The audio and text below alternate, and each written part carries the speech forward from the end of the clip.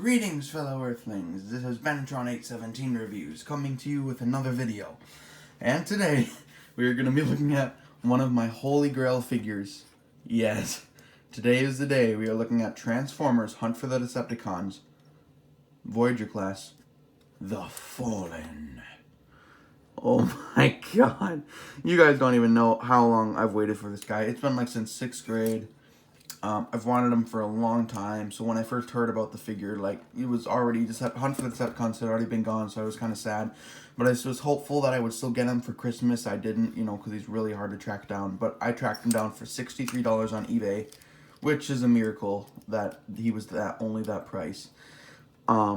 He's absolutely a fantastic figure. I totally recommend him, unless, the Studio Series one comes out, which they probably will be making, and I will definitely get that one and like have it just next to this guy. Because this, I don't even care if they make a Studio Series Fallen, I still would have gotten this anyway because it's a figure I really wanted and it's just awesome. So it's just an amazing figure and he looks amazing. And his color scheme, yes, looks maybe kind of garish to some people, but it's a really, really nice color scheme in person, and it just makes him look so much more like unique and like authentic and rare, kind of like how he's got like this weird color scheme, how like some figures have like weird color schemes, and that makes him kind of an exclusive figure and stuff like that. Well, anyway, here he is, and let's just show off the robot mode first, because this is where the figure really shines, and then I'll transform him later. So he does come with his staff, so here it is. It's very nicely detailed. It's kind of got a rubbery material to it. For vehicle mode storage, you can split it, like pull it apart like that on these little sliders right here, and then it hinges in together. And you can store it on his back too, like right behind his head, to make him look like a cockroach, like Chefatron said. But yeah, that's more for vehicle mode storage. But to get it all straightened out again, he's got this tab here where the vehicle mode goes in. But anyway, he just holds it on these little bar points right here, is where he just holds on to the staff on either side, either end. And there's a slot in his hand right here, if you can see that. And right there. And it just slots into there. I can show you it real quick. So you can make it face forward like this, like the staff. Or personally, I like to face it this way. So it's like, more of a dynamic posing way. And you can have him like, now I claim your son. And there he is. But anyway, he looks amazing. Another feature he has is like you can take these pieces here and like connect his arms to it to like make that accurate kind of that piston section, like that armature section he had in the movie, if you know what I mean. An arm armature. But yeah, so you can like connect it there, but it limits the posability in his arms, but it still looks really cool. But I feel like if you have these panels up here, then it kind of creates that look the same way. But the official transformation has it like this. So like down like that, so it's like, hidden behind these sections here, behind these armatures. But I like to transform it so it's ups, because then this cockpit section doesn't really sit flush. If you have it down like this, they just, oh wait, maybe it does. No, not really. And then if you put it up like this, then it'll go like more up. Doesn't really make much of a difference which way you pose it though, actually, because it still sticks out a little bit, but not as much if you put it up there. But yeah, and then of course he's got the spring-loaded feet, and it's really not that complicated, like some people back then have said, but you just plop him down and he just stands down. You don't have to play with the toes to get him standing properly. Sometimes it's hard to stand him though itself, like getting the balance part, but other than that, it's not the feet that's the problem, really. I mean, yes, they are a problem, but it's not that you can't get the toes like apart easily. He has a lot of rubbery bits on him, too. The staff is rubber, like I said. Oh, come on, I'm dropping everything now. His hands are rubber. Oh, and they did remold a lot of parts from the original Fallen. So the hands are remolded, so now they have a hinge here at the base. Or at the base, and then at the fingertips, too. And the fingers are, like, curled more. They remolded the head, and they remolded the staff, of course. The hands for the staff. They remolded the head, and then I think that's about it. Oh, and then they took these panels that were behind his head off, so then it's like more accurate, and they put a ball joint on his head as well. So that's really, really nice. So these panels, let me raise the camera up quick. These are rubbery right here, these shoulder spikes. These are rubbery, these little armature bits, and then the hands are rubbery, and the staff is rubbery, and that's about it. And you can still do that flame thing effect where you like flip out these now turquoise panels, and it gives them that like fallen looking effect there. And you can like of course hinge these out here, and those panels are still underneath there, so that's pretty cool. But I like to keep them, you know, with those down and just make them accurate. And he's a dark purple color with turquoise and then all spark blue as well. And he's got some silver highlights. He's got, you know, the crotch piece there, the silver. Very, very nice figure, though. And let's just take a look at that beautiful head sculpt first. And I did do a modification to this guy, which I will show you in a minute. But anyway, he just looks beautiful with the black tips. And they're kind of faded, like, a little bit into, like, the gray. So that looks really cool. I might paint these blue to make them more accurate because, you know, it would have gone with the whole figure better with the color scheme, considering it's like weird that the one thing that's accurate, that's blue, in the movie they didn't paint. So, yeah. But anyway, he's got his crest here. Much more accurate head sculpt for Fallen's actual... This was his actual face, actually. I don't know if a lot of people know that, but this was his real face. Optimus tore his flesh off. That wasn't a mask. That was his actual face. But yeah, and then underneath, and then of course the gimmick here, you can take off his mask and you can give me your face, blah. And you can take off the Fallen's face. And anyway, which is very gruesome. But here's his head, very nicely detailed. It's picked out in silver and then purple and then small spark blue back here. But the eyes were originally blue, like the all spark blue color. I painted them red to make them movie accurate, and as you can see, I did a pretty good job with it. But yeah, that's what he would look like in the movie, you know. And then I might add some blue on the little spikes on the side of his face, on the little tendrils. I might paint those blue as well. But for now, he just looks like this. I wanted to do it with the least amount of customization as possible, but I forgot I was making this video, so I painted the eyes anyway. So yeah, but anyway, the head holds in a very small tab, and it doesn't really hold in that well, maybe because mine's a used figure. But it doesn't take much to pop it off like that. So I'm going to super glue the face on once I'm done, because I don't really see a point of taking the mask off, because I won't really make a stop motion anytime soon. And if they make a Studio Series version with this gimmick, then I could always use that one. But I think I want to kind of glue the head on itself. So I will do that. So there's two tabs here. So there's like a tab right here and then a tab on the chin. And it goes through the chin slot right there, and then it goes in the head slot here. So that's how that headpiece works. Articulation time. So he does have a ball joint, or a hinged neck right there, and then he has a ball joint at the head. So I gotta hold the head together because the mask will fall, or the face will fall off. And you can kind of get some wiggling waggly, and then you can look left and right, up and down. Very good posability. The shoulders have a, let me disconnect this part here. And the shoulders have a butterfly joint, so they can go up and in and out like that. And then they have a rotation there, which is on the soft ratchet. You have in and out at the upper bicep. And then you have a bicep swivel. Double jointed elbow. So there's two hinges there to get a really good range. He has wrist swivel. And a hinge at the base for the hands, and a hinge at the fingers for the hands. So that's amazing. He does have a waist swivel, technically. If you move these panels out of the way, you can swivel right there. So that's really cool. I'm just going to leave that section down to make it more accurate for now. And then these sections can, of course, move hinge forward and back. I wonder how they'll tackle this problem on the Studio Series figure. Like, if they make, like, a hinge right here, like I said, but it, like, rotates as well and hinges forward and back. I don't know how they'll do that, really. But I'm interested to see if they make a Studio Series Fallen. Soft ratchet, hips, forward and back, kick forward that far, all the way up to his chin. You can go back. If you move these things out of the way, if you move this panel here, he can go back that far. So not, before he hits this panel here. They can go in and out, and they can kind of rotate, like in and out like that. So up and down, forward and back, in and out, and then like a swivel. That's basically a thigh swivel. And then they have a knee swivel right here. And then he also has this really cool automorph technique where, like, if you move the knee down and then hinge it back up, it like pushes this armor out. So that's really cool. And then he has a swivel at the foot. And then, of course, the spring-loaded feet. And that's pretty much all the articulation he has. Very impressive amount for this kind of figure, even with spring-loaded feet. And you can get him into some awesome poses. Oh, what is that?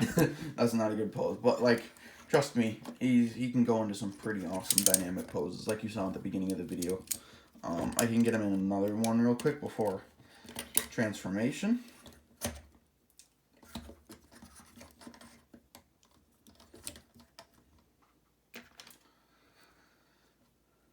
So here he is in kind of a running, charging pose.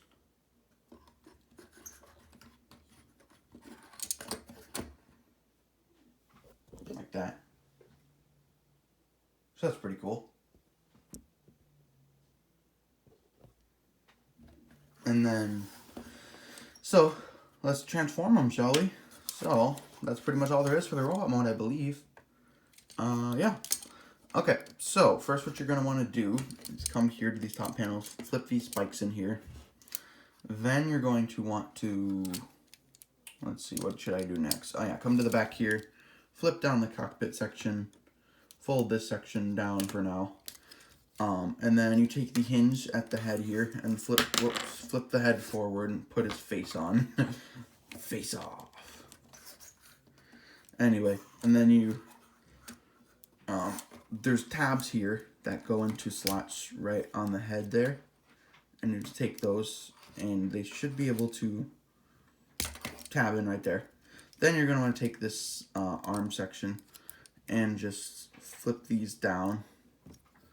And there's tabs right here that go into the slots right there, I believe. Yeah. And then you just take that and you double hinge the elbows and then bring that down. So flip everything down like so. Double hinge the elbows. Rotate the wrists forward if they're not already. And then you got that. So he's doing a weird pose like that. Stop falling off. His face keeps falling off. And then, yeah. And then basically you can just put the face back on.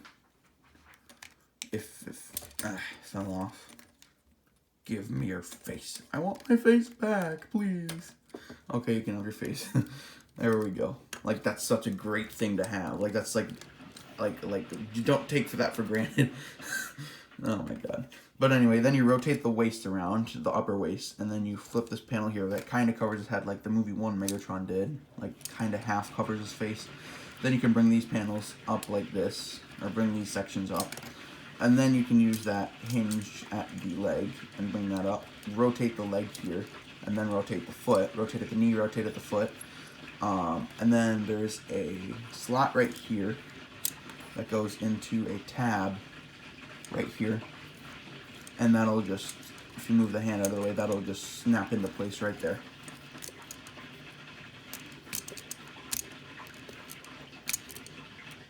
It should.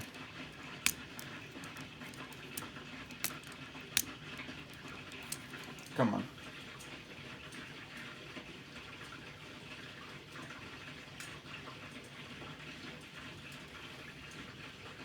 Now you want to fight me, don't you? There we go. Well, I was able to get it in. So that's good news. And then yeah, you just curl the hands up like that. And then you do the same on the other leg. So rotate at the knee, rotate at the foot.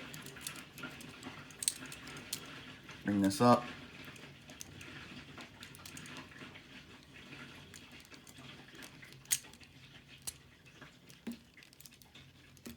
Tab that into place there.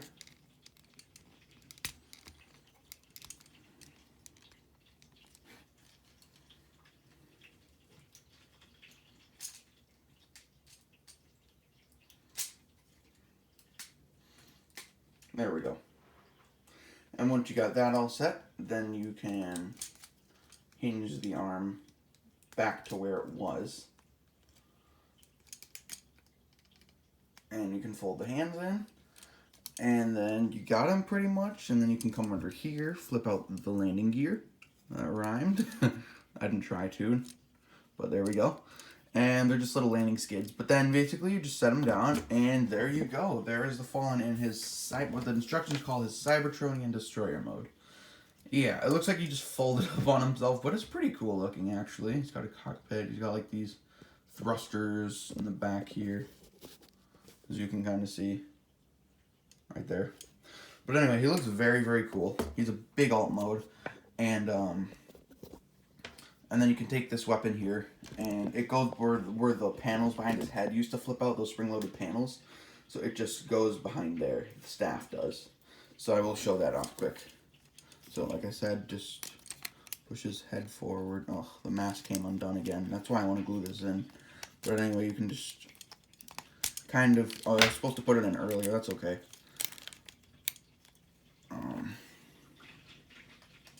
Yeah, it basically would just stick out like this. Like, it goes right in there. But I didn't put the spikes. I just wanted to do it before I put the spikes in together. But that's alright. But here he is in his alt mode, and he does look really cool. And I know I forgot to show comparisons. I will transform him back because he's really simple at the end, and I will show comparisons real quick. But very nice alt mode, and doesn't look too shabby. So, transform him back. You're just gonna, you know, fold down the legs. I guess I'll just show you guys the transformation both ways. So that would be, you know, more probably helpful for you. But he's not that complicated, honestly, so. Oh, and I forgot, you gotta fold these panels out in vehicle mode as well. You can flip these out so they're like spikes in the front there. You can fold those in. So like that. And then you can fold, okay, so fold those in, then fold the legs down, sorry. Then hinge them out, rotate the leg, and then at the knee, and then rotate the foot. Flip in the landing gear. Rotate at the knee, rotate at the foot, flip in the landing gear, and then hinge these panels out like this. Oh, you can actually just grab it by the kneecap actually, and you can just go like this, like, choo, choo, and that's really cool how the automorphs. Or what was it called? Mecha Live it was called, sorry, from Revenge of the Fallen. And then you can flip this panel in, flip this panel down, rotate at the waist. Man, imagine if I got better editing skills, imagine I'm gonna make like a compilation of how many times the Fallen's face falls off in this video. Okay, I'm just gonna leave his face off for now. And then just flip the arms down like so. Hinge them at the elbow. Oh, and then you also need to fold, oh my god, I forgot in vehicle mode, you also need to fold these out. Sorry about that, guys. You also need to fold these out, and they would cover the hands like that. So you can like see pictures of other videos, or you can go online and find other videos like you know, other YouTubers that actually did that step. So yeah, but anyway, and then you just fold those down, flip these spikes out, hinge at the elbow, rotate, do more rotating, and then you can flip this up, flip the cockpit up, and then you got that.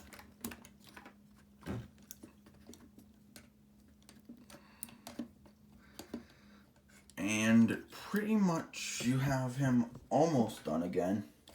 So I'm just getting him in a static pose, you know, kind of, so he's like just not, you know, moving much.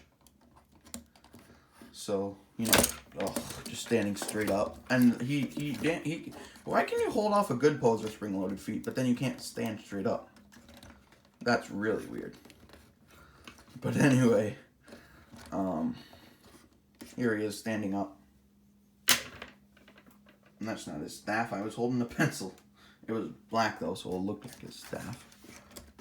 It pretty much is a pencil that he holds with two double sharpened ends, like you used to do in school, you know. Anyway, but then he can hold his staff, and you got him standing like that. All right, stay standing, please. There we go. Now for comparison.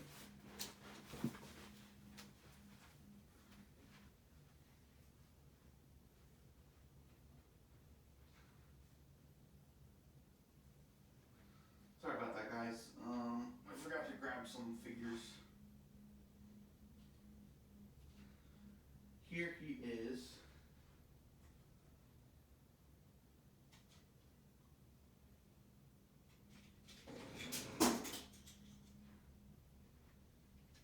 Next to a modern day